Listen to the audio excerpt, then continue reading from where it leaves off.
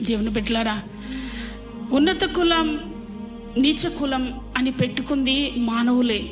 దేవుడు ఎవరికి కులాన్ని నియమించలేదు, దేవుడు ఎవరికి కులాన్ని పెట్టలేదు.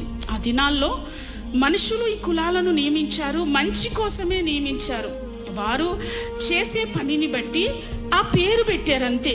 దేవుని బిడ్డలారా, రాను రాను రాను రాను మనిషిలో అదో రకమైన తారతమ్య భావన ఏర్పడి, నేను గొప్పగా కనిపించాలి అన్న మనస్సు ఏర్పడి మనుషులకు అనుకూలంగా మలిచేశారు.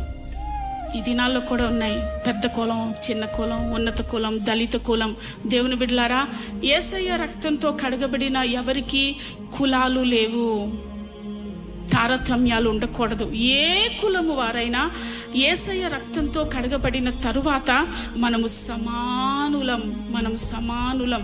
హెచ్చు తగ్గులు ఎవరిలోనూ ఉండకూడదు. యేసయ్య రక్తంతో కడగబడిన బిడ్డలు కుల ప్రసక్తి తీసుకురాకూడదు.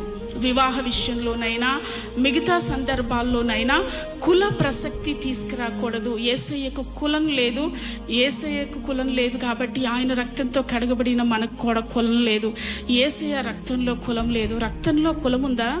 దేవుని బిడ్డలారా, ఇప్పుడు మనము బ్లడ్ డొనేట్ చేస్తాం కదా, రక్తం ఎక్కించుకునే వారికి సీరియస్ కండిషన్లో అది ఏ కులం వారి బ్లడ్డో తెలుసుద్దా? తెలియదు కదా. మరెందుకు కులాలు?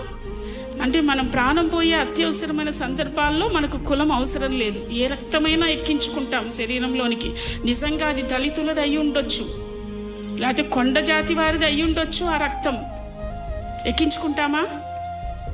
ప్రాణం పోతుంది కదండి. మరి అటువంటిప్పుడు కులాలు చూస్తామా? మరి ప్రాణం పోయేటప్పుడు కులాలు చూడనప్పుడు మిగతా సందర్భాల్లో కులాలు ఎందుకు? కుల పట్టింపు ఎందుకు మనకి? దేవుని బిడ్డలారా, వివాహానికి కులం అవసరమా? వివాహం అంటూనే ఫస్ట్ అడిగేది వాళ్ళు ఏ కులం. అమ్మాయి ఫలానా కులమైన అమ్మాయి మాకు కావాలి, ఫలానా కులపు అబ్బాయి మాకు కావాలని ఫస్ట్ తల్లిదండ్రులు చెప్పే మాట ఇది. క్రైస్తవ్యంలో కులం లేదు. మన కులం క్రీస్తే, క్రీస్తు కులం మనది, అంతే.